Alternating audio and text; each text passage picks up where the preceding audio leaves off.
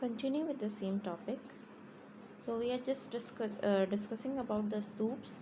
But what is the significance of this monument? Why was the mound built and what did it contain? Why is there a stone railing around it? Who built the complex or paid for its construction? When was it discovered? There is a fascinating story that we can uncover at Sachi, for which we must combine information from the text, architecture, and inscriptions. Let us begin by exploring the background of the early Buddhist tradition. So there were several pre-existing tradition of thoughts, religious beliefs, and practices, including the early Vedic tradition known from the Rig Veda, which is compiled between 1500 and 1000 BCE. The Rig Veda consists of hymns in praise of a variety of deities, especially Agni, Indra, and Som. So many of these hymns were chanted when sacrifices were performed, where people prayed for cattle, sons, good health, long life, etc. At first, sacrifices were performed collectively.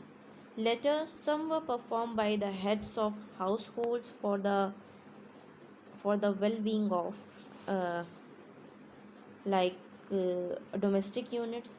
More elaborate sacrifices such as the Ashwamedha were performed by chiefs and kings who depended on Brahmins priests to conduct the rituals. Now we get a glimpse of lively discussion and debates from Buddhist texts which mention as many as 64 sects or school of thoughts.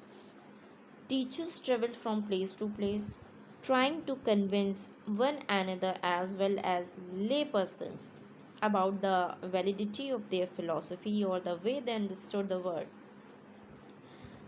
Uh, many of these teachers, including Mahavir and Buddha, questioned the authority of the Vedas. They also emphasized individual agency, suggesting that men and women could strive to attain liberation from the trials and tribulation of worldly existence. This was in marked contrast to the Brahminical position, wherein, as we have seen, an individual's existence was thought to be determined by his or her birth in a specific caste or gender.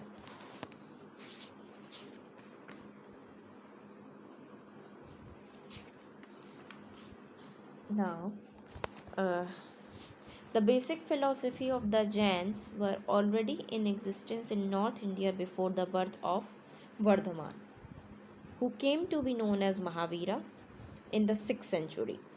So, according to Jain tradition, Mahavira was preceded by 23 other teachers or Tirthankaras, literally who guided men and women across the river of existence.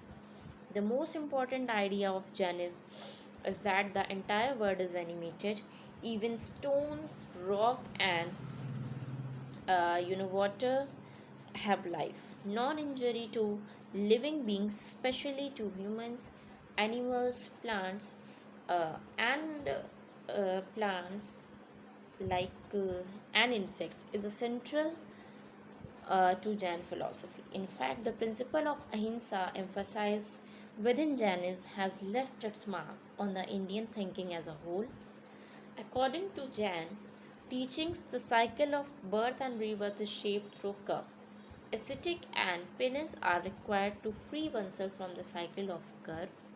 This can be achieved only by renouncing the world.